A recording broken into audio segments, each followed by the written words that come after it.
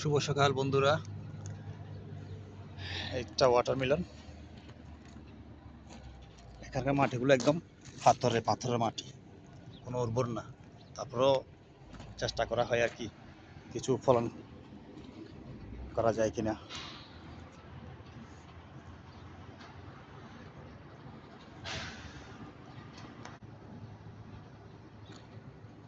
একটা তুলসী গাছ,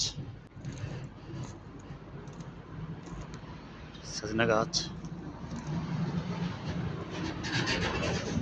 আমরা চেষ্টা করি নিজ হাতে কিছু করার জন্য, এখানে ভালো লাগে এই আর কি। তো সবচেয়ে অবাক করার মতো হলো তরমুজ। কারণ সাধারণত তরমুজ এখানে হয় না, খুব কম হয়।